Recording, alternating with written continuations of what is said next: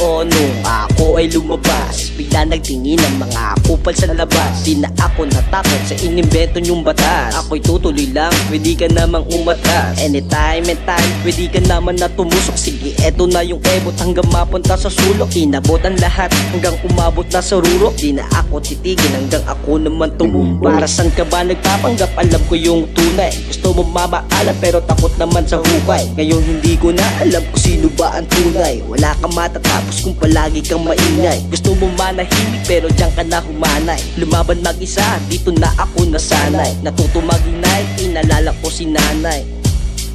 Pinalala ko si nanay.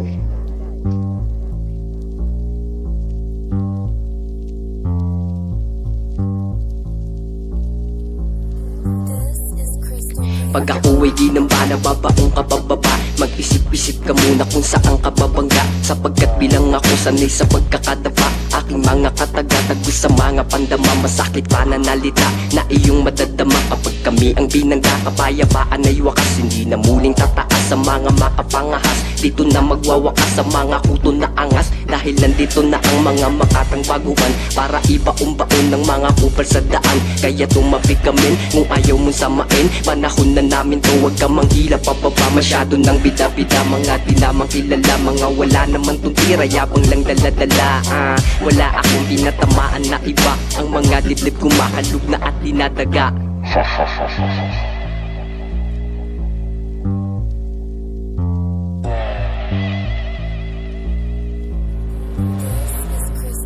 Hindi ko na alam kung paano ba sisimulan. Ang aking pakilang naman ay ang inyong masaksihan. Tinatagot kong galing, huwag basta maliitin. Kung ano ang kaya mo, ganun ako kaya ko rin. Nakakaaning, nakakapraning, nakakatimang. Bawat isa, lahat na sila nagtutulungan na di matanggap, alay ng gap sa ako pinabalisa. Kaya alis kung makuha mo lang rito magbida.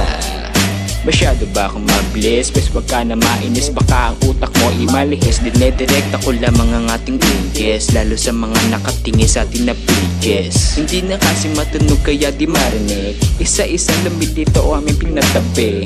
Huwag mo salihin mga rito na bara, baka kasi tumiwalag ka lang sa iyong karera.